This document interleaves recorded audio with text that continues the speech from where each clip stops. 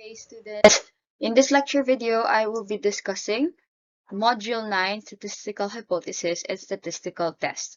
I hope you have read the module before you watch this video. Let's begin.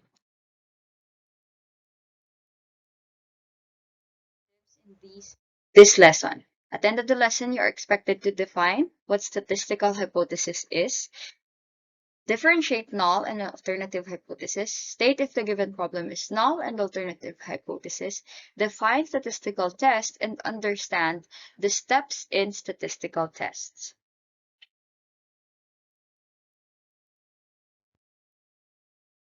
So first, let us discuss what hypothesis testing is. Let's watch this short video about hypothesis testing. There are 4 steps in data-driven decision-making. First, you must formulate a hypothesis. Second, once you have formulated a hypothesis, you will have to find the right test for your hypothesis. Third, you execute the test. And fourth, you make a decision based on the result. Let's start from the beginning. What is a hypothesis? Though there are many ways to define it, the most intuitive I've seen is: a hypothesis is an idea that can be tested. This is not the formal definition, but it explains the point very well. So, if I tell you that apples in New York are expensive, this is an idea or a statement, but is not testable until I have something to compare it with. For instance, if I define expensive as any price higher than $1.75 per pound, then it immediately becomes a hypothesis. Alright, what's something that cannot be tested with a hypothesis? An example may be: would the USA do better or worse under a Clinton administration compared to a Trump administration? Statistically speaking, this is an idea, but there is no data to test it. Therefore, it cannot be a hypothesis of a statistical test. Actually, it is more likely to be a topic of another discipline. Conversely, in statistics, we may compare different US presidencies that have already been completed, such as the Obama administration and the Bush administration, as we have data on both. Alright, let's get out of politics and get into hypotheses. Here's a simple topic that can be tested. According to Glassdoor, the popular salary information website, the mean data scientist salary in the US is $113,000.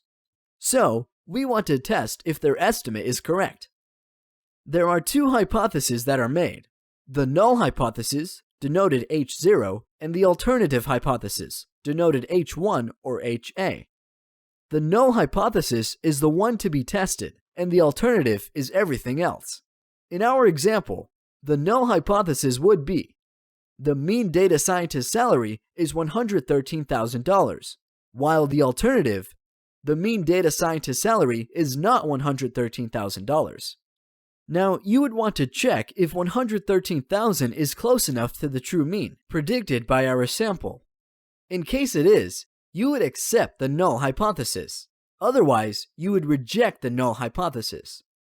The concept of the null hypothesis is similar to innocent until proven guilty. We assume that the mean salary is $113,000, and we try to prove otherwise. Alright, this was an example of a 2-sided or a 2-tailed test. You can also form 1-sided or 1-tailed tests.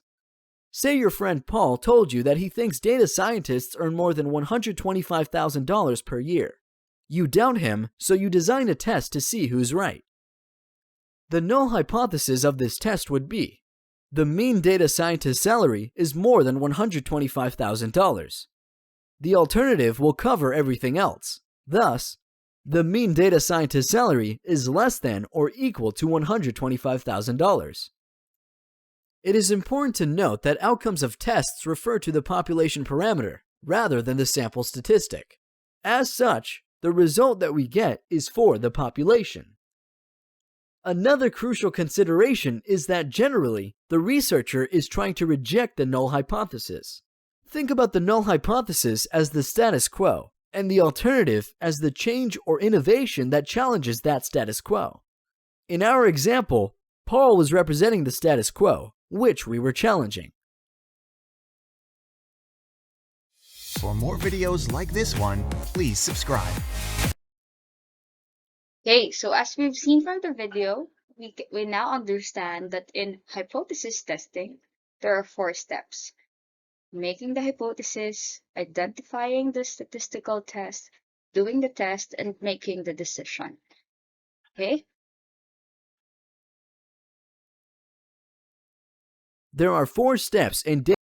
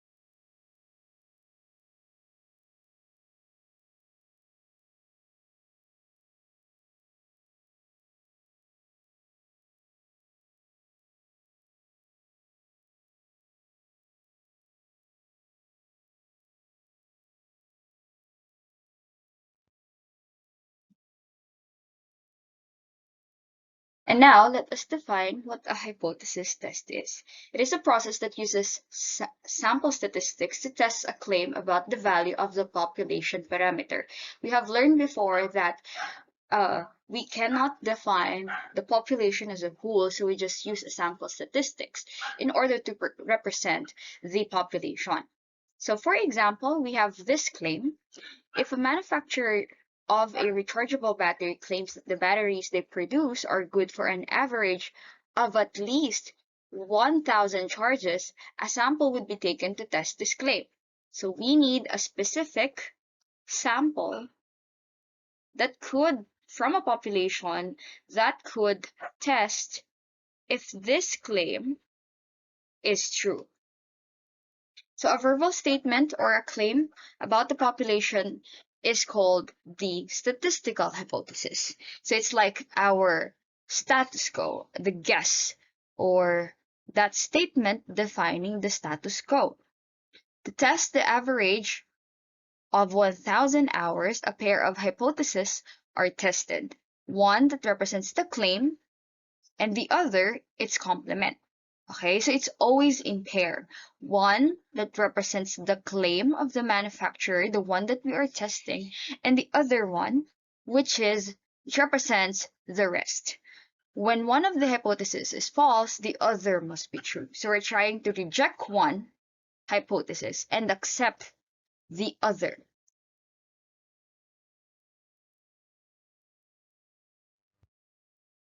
So for example, in that situation, you can identify the first hypothesis as the null hypothesis. Okay, the null hypothesis is a statistical hypothesis that contains the statement of equality, such as less than or equal to, equal, or greater than or equal to. These are the common statements of equality for null hypothesis. And for an alternative hypothesis, commonly denoted as HA, is the complement of the null hypothesis. So these two are always related to each other. It is the statement that must be true if the null hypothesis is false and contain a statement of inequality such as greater than, not equal, or less than. If you'll notice, these are the complements of these equalities. Okay? To write the null and alternative hypothesis, we translate the claim made about the population parameter from a verbal statement into a mathematical statement. So in order to be sure that you can test the hypothesis, you must be able to transform the verbal statement into a mathematical statement using symbols. Let's try this example. Write the claim as a mathematical sentence and state the null and alternative hypothesis and identify which represents the claim. A manufacturer claims that its rechargeable batteries have an average life of at least 1,000 charges. So this is the claim, okay, that their battery has at least 1,000 charges. So we must be able to convert this part of the statement into a mathematical statement. So let us identify the null and alternative hypothesis. So the manufacturer claims that the battery that they create is at least or has an average level of at least 1,000. So it should not be lesser than 1,000 charges, but it could be equal to 1,000 charges. Therefore, the condition of equality being stated here is that the average, which is represented by the symbol mean, is greater than or equal to 1,000 charges only. Meaning to say, the value cannot go lower than 1,000, but it could be equal to 1,000 because their claim is that it's at least 1,000. It doesn't state that it's below 1,000. Okay, they only say that it's up. The lowest value of the charges of their battery is 1,000. Now, For the alternative hypothesis, it's the statement of the rest that is beyond the claim. So therefore, the alternative hypothesis must complement the null hypothesis, and that is the average life of their battery is below 1,000 or less than 1,000. Okay, so if you imagine that, if this is the limit, this is where 1,000 is. And this side right here, higher value, say 2,000, and then you have here 0. The claim of the company is somewhere here and beyond.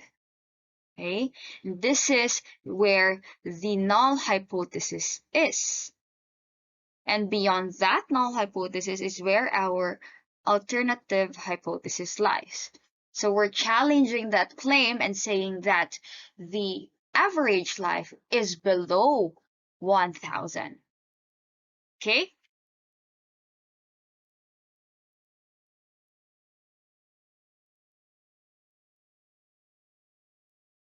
Example number 2. Let's say Malayan College claims that 94% of their graduates find employment within 6 months of graduation. So this is their claim, within 6 months of graduation. So they're saying that upon graduation of the students, 94% of the graduates would immediately find a job after 6 months. So their claim is that the population of about 94% can get into a certain job. So it's an equality. Okay, it's not less than or greater than whatsoever. They're just stating that it's around that percentage. It's equal to that percentage. So that is our null hypothesis. And for the alternative hypothesis, we're challenging that. Maybe it's not 94%, but we're not also saying or giving a certain percentage that could replace 94%. We're just saying that we're just disagreeing with the percentage given in the claim. So our alternative hypothesis is that the number of graduates or the percentage of graduates that could get into a certain job after 6 months of graduation is not equal to 94%. Okay, so please take note that the alternative hypothesis is not always a positive statement.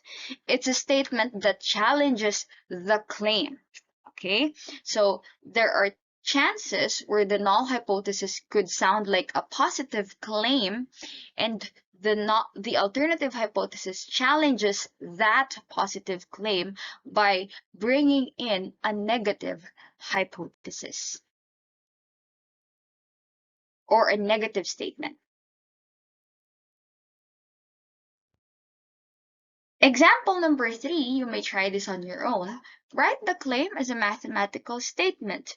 So if FEU Institute of Education claims that 89% of their graduates find employment within 6 months, the null hypothesis would be stated this way, similar to the equality in the previous slide. Again, it does not state whether it's higher or below a certain value. It's just saying that the exact percentage of the population. So we use an equality and we challenge that by writing an alternative hypothesis that counters it, or which negates that claim. And so our alternative hypothesis is that the average graduates or population of graduates of FEU Institute education is not equal to 89%. Okay?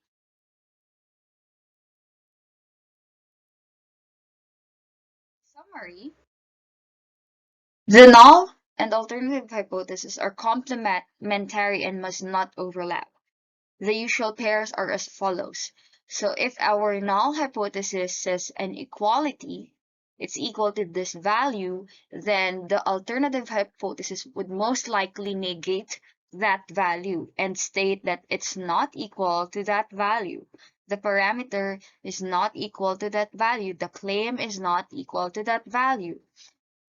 In other cases where again it's the parameter or the null hypothesis states an equality in such a certain value, the alternative hypothesis could say it's below that value. The parameter is actually lower than the stated value in the claim. Or in other cases, the parameter is actually greater than what is stated in the claim. Other instances is when the null hypothesis states that the value could be lower than or less than and equal to a certain value, but the alternative hypothesis say that it's actually greater than the parameter set. In other cases, there are times wherein the null hypothesis states that the value is this high and it could not go lower than this value, but the alternative hypothesis states otherwise. It states that it's actually lower than the set parameter, as indicated by the less than sign. Okay, at the end of the test, one of the two decisions will be made. It could either be the null hypothesis being rejected or being accepted by failing to reject that null hypothesis. Please take note that we always focus on the null hypothesis when we make the decision, because what we're actually testing is the null hypothesis and not the alternative hypothesis.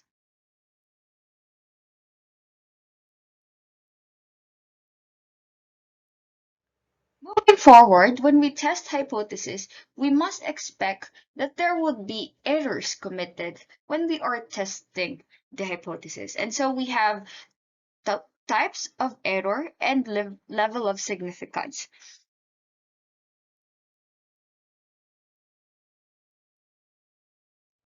Whenever we're testing the hypothesis, there would be errors committed. Number one is the type 1 error. This occurs if the null hypothesis is rejected or the claim is rejected when it is obviously true or correct. The second type of error is done when the null hypothesis or the claim is accepted or not rejected when it is obviously false. So here's an example. For example, a man walks into a clinic and the claim is that he is not pregnant because obviously males don't get pregnant. And yet the doctor says that he is pregnant. So the doctor obviously rejected the claim, which is obviously true, right? Yet it was rejected. And type 2 error, a lady walks in and says she is not pregnant. And this claim is not false because it's obvious that she is pregnant. And she is not pregnant, and yet it was accepted by the doctor and says that you are not pregnant when obviously she is pregnant. It's a statement that is false and yet it was accepted. Okay? In summary, what we're actually testing is the actual truth of the claim. So if the null hypothesis is true, we do not reject it and accept that null hypothesis. If the null hypothesis is false and we accepted it, that's a type 2 error.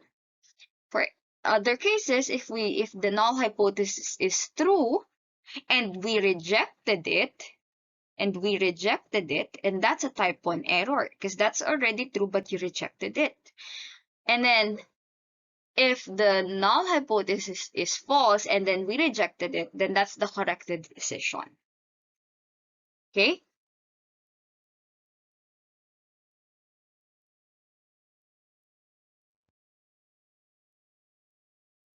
One reminder in hypothesis testing is that no matter which hypothesis represents the claim, we always begin the hypothesis test assuming that the null hypothesis is true.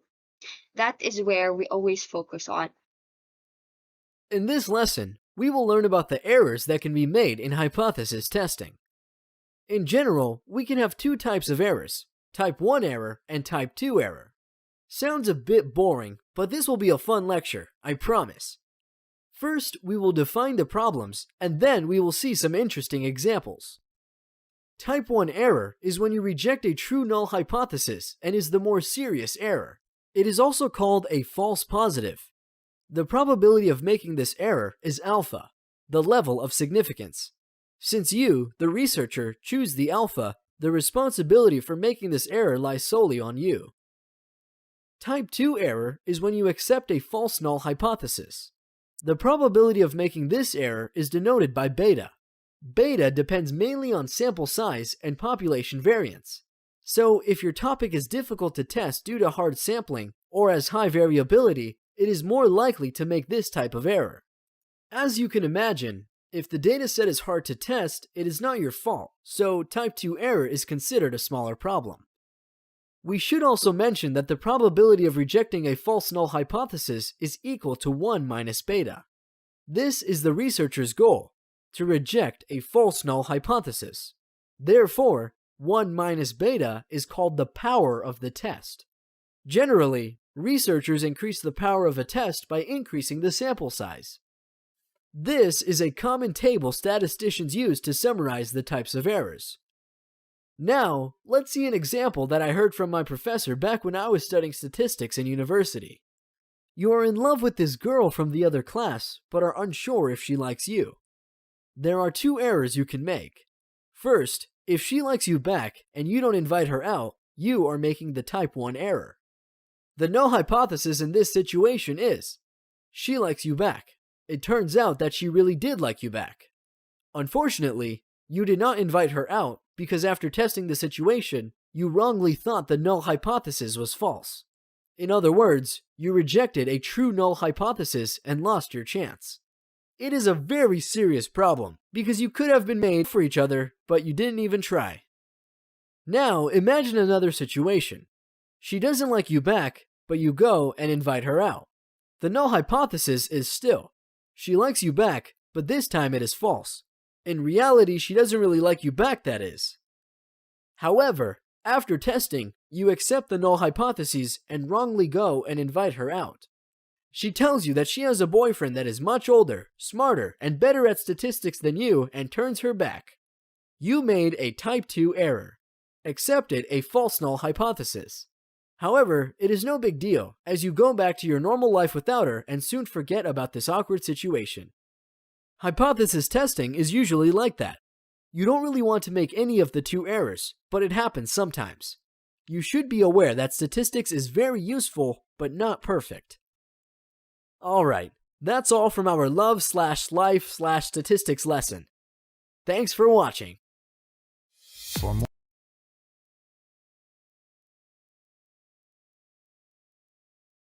Mentioned in the previous slide, in a hypothesis test, the level of significance is the maximum allowable probability of making a type 1 error. I have mentioned this before in our classes where we always set a level of significance in the study because there will always be that margin of error in our investigation.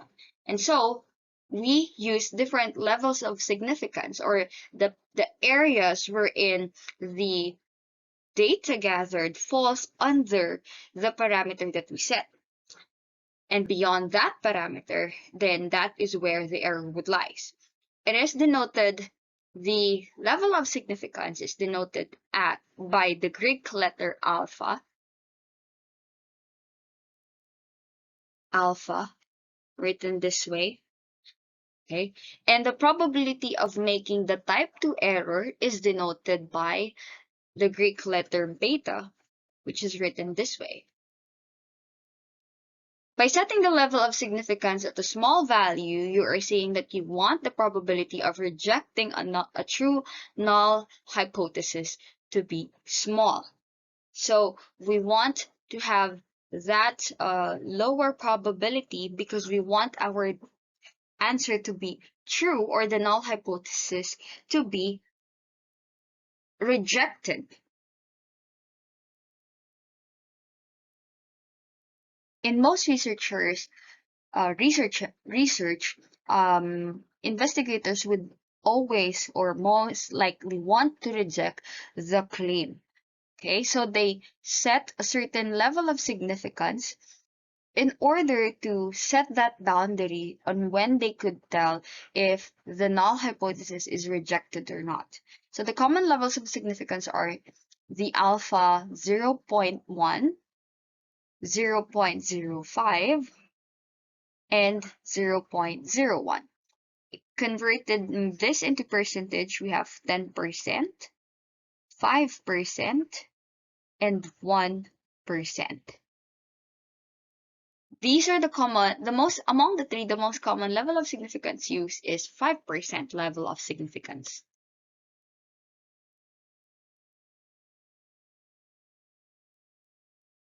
And so after you have set the null and alternative hypothesis, and you already have set the level of significance for your study, you are now ready to take a sample from the population to be calculated, to be tested.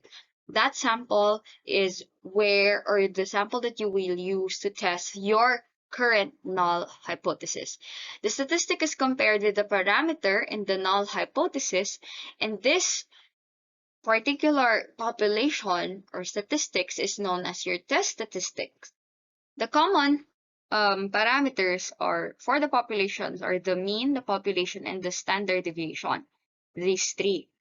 And out of these three, of course, you cannot use them because a population is so big. You just use test statistics, okay, which could represent the population parameter. For the mean, population mean, we have the sample mean. The population, we have the p hat, okay, and then the standard deviation, population standard deviation, we have the sample standard deviation as S squared. And then we have different standardized test statistics for these. We know that we could get the Z and the T value from the mean. And for the P hat, we can use just the Z value as we have learned from our lessons before. And for the standard deviation, we use the chi-square.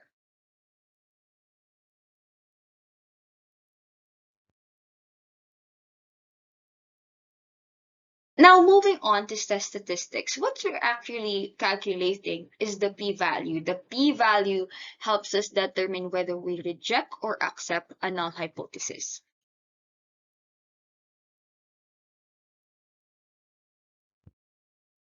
If the null hypothesis is true, a p-value or a probability value of hypothesis test is the probability of obtaining a sample statistic with a value as extreme or more extreme than the one determined from the sample data. The p-value of a hypothesis test depends on the nature of the test as well. There are three different natures of test. We have the left-tailed test, the right-tailed test, and the two-tailed test. The type of test depends on the region of the sampling distribution that favors the rejection of the null hypothesis. This region is indicated by the alternative hypothesis. So if your data falls within that region that favors the rejection of the null hypothesis, then that means you will accept the alternative hypothesis and reject the null hypothesis because your value, the p-value, somehow falls in that region that favors the rejection of the null hypothesis. So it's easier. Let's illustrate the three types of tests. For example, if the alternative hypothesis contains less than inequality symbol, this symbol, the hypothesis test is a left-tailed test. For example, this is our null hypothesis. The mean is greater than or equal to a certain value k. And therefore, the alternative hypothesis challenges that claim, which means that the mean could be lower than this k value. In the normal curve, it will look like this. The yellow region favors the null hypothesis. And this right here is where the test statistic is. This is where the K value is. So the null hypothesis states that the mean score could be somewhere around the value of K and higher. This region favors the null hypothesis. Now, where is the region that favors the alternative hypothesis, or the region that favors the rejection of the null hypothesis? That would be the green one. This is the area, the P area, to the left of the test statistics, which states that HA, which states that the value or the mean could be lower than this K value or test statistics. If the value, the P, falls under this area, then we are to reject the null hypothesis.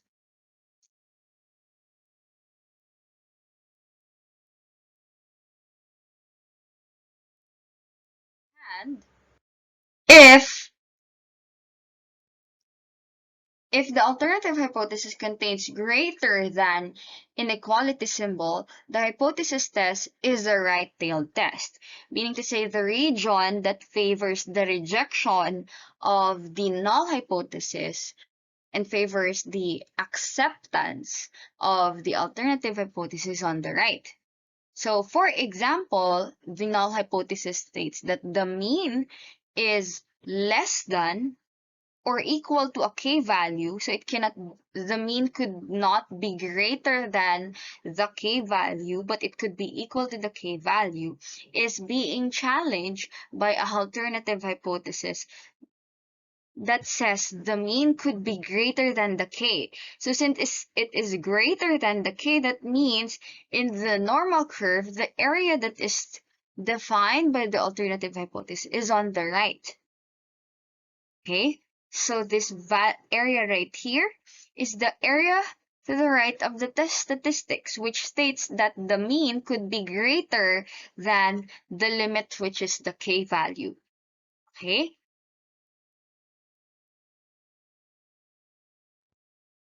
In the third case, if the alternative hypothesis contains the not equal to symbol, the hypothesis test is a two-tailed test. So it could neither be equal to that certain value. In two-tailed test, each tail has an area of 1/2 of the p-value.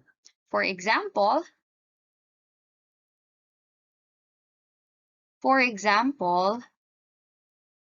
our null hypothesis says that the average or the mean is equal to the K. The alternative hypothesis challenges that and says that the mean is not equal to K. In the normal curve distribution, it will look like this. The P is twice the area to the left of the negative statistics, and the P is twice on the right the P is twice the area to the right of the positive test statistics. And the yellow region is the only region that favors the null hypothesis. When the p-value is greater than or less than that region, then the null hypothesis is rejected.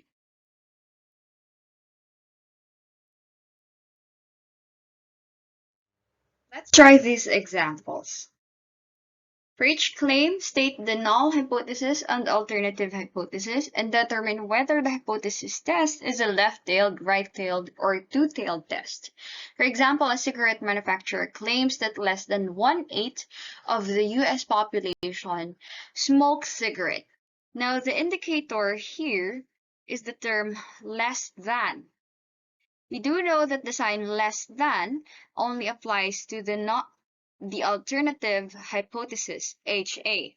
So this claim favors the alternative hypothesis. So we state the alternative hypothesis as the population, the US adult population of about less than 1/8 smoke cigarette. So less than of that population smokes cigarettes. 1/8 is also equal to 0.125. This is our alternative hypothesis, and the null hypothesis is the complementary of that. So we write it as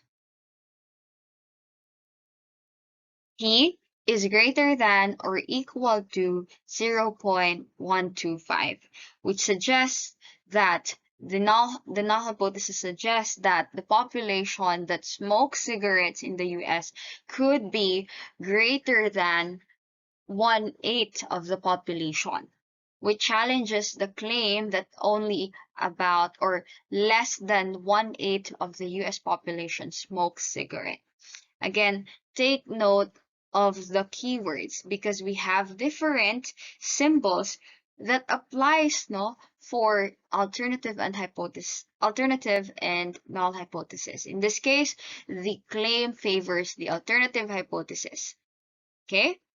And by looking at the alternative hypothesis being less than, this is a test that is the left-tailed test because it's less than. Okay, so in the normal curve, where is the alternative hypothesis? It's somewhere here. Okay, where it states that only about 1/8 of the population, 1 to 5 of the population smokes cigarette.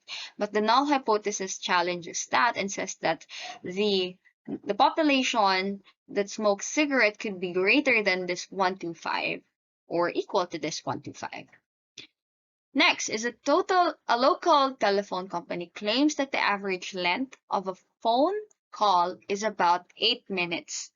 So this, on the other hand, is just a pure equality of a claim, no?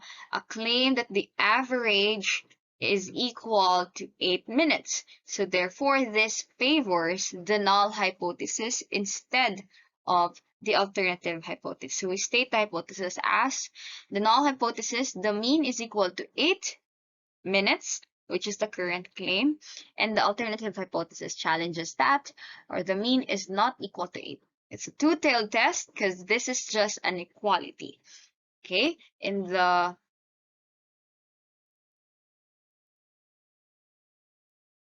normal curve, then the p-value is on the left and right.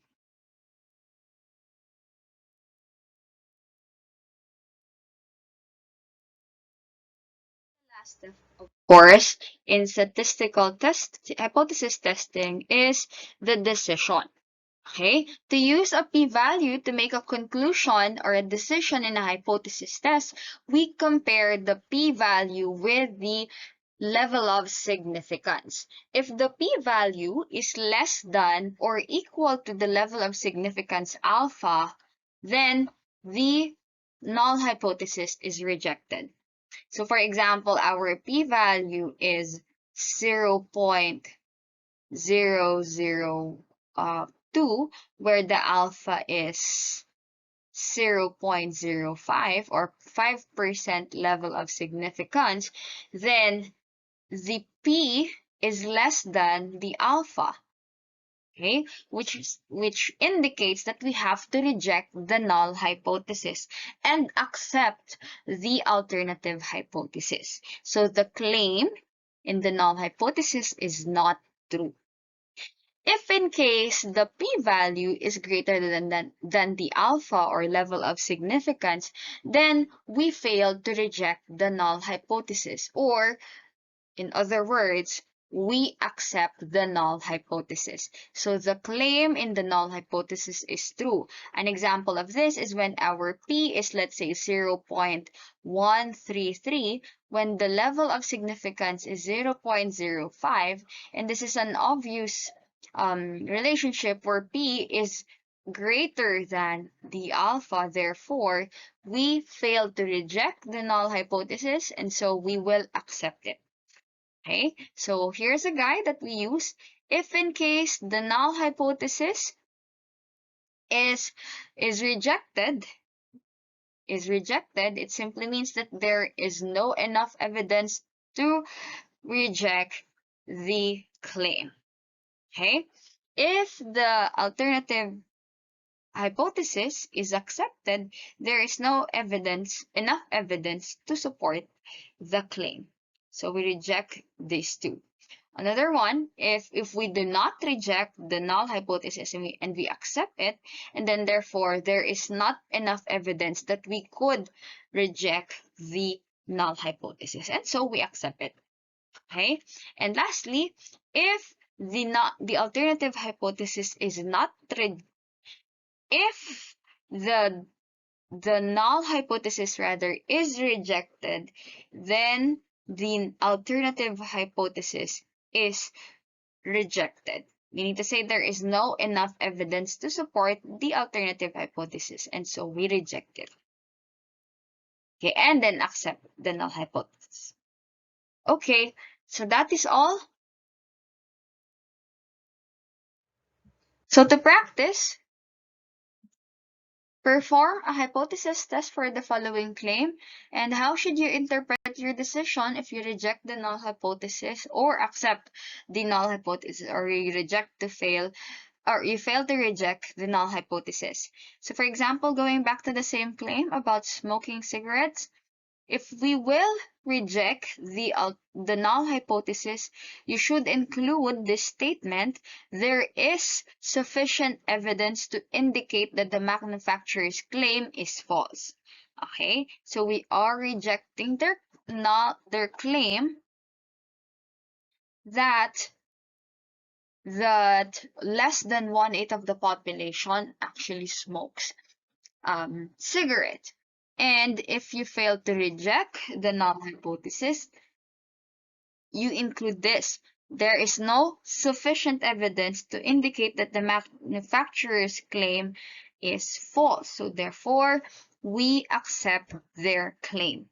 So there's no enough evidence saying that what their claim is false. So maybe it is true. So we reject the null hypothesis.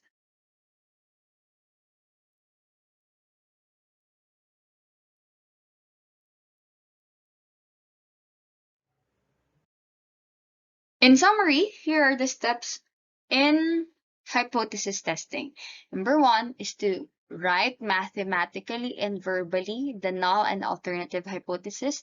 Then you specify the level of significance that you want in your study.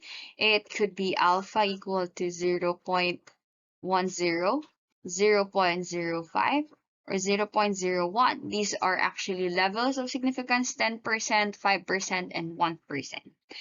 Determine the standardized sampling distribution and draw its graph, the normal curve. And then you will determine the test statistics, whether it is a left, right, or two-tailed test. And then determine the p-value. You will use this p-value to make your decision. Okay, so if in case the p-value is less than or equal to the level of significance alpha, then you will reject the null hypothesis and accept the alternative hypothesis. So HA is accepted and HO is rejected. If in case the P value is greater than the level of significance, it's higher, and therefore it still falls within the region that favors the null hypothesis. So therefore, you do not reject it, you fail to reject it, and so you still accept the null hypothesis and reject the alternative hypothesis. Okay? That would be all for this lesson. Now, in the next slide, try to answer these questions for practice.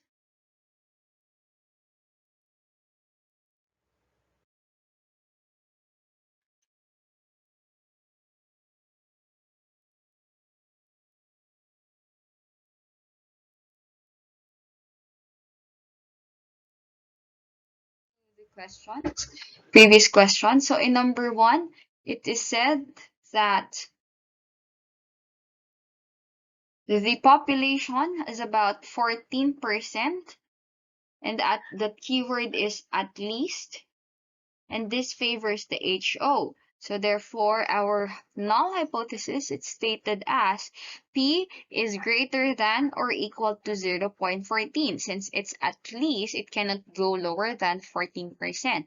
And the alternative hypothesis says that it can go lower than that. So it's stated as P could be less than 0.14%.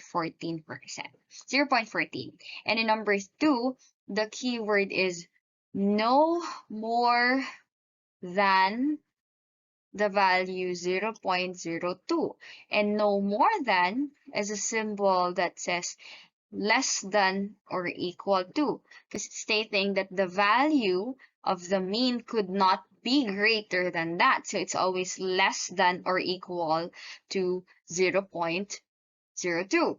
So our null hypothesis is X is less than or equal to 0.02, and the alternative hypothesis challenges that claim that it could go beyond 0.02. Okay? And by the way, the test in number 1 is a left-tailed test because it says less than. Okay? And then this is a right-tailed test because it says greater than.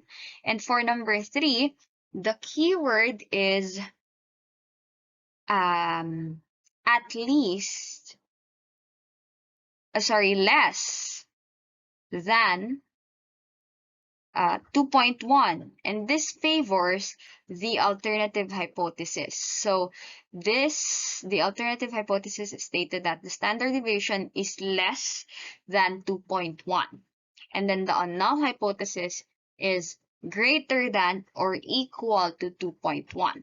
So it challenges the alternative hypothesis, which is the claim that the standard deviation for the stroke in golf is around 2.1 or is less than 2.1.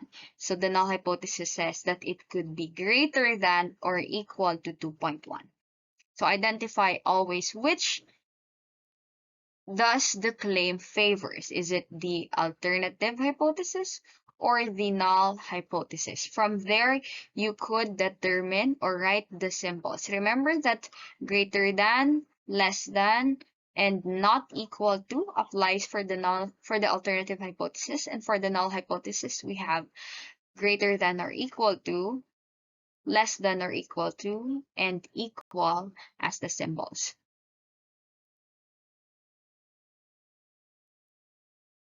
Prepare for the written work that you will be taking next meeting. Read modules 8 to 9. Thank you for watching.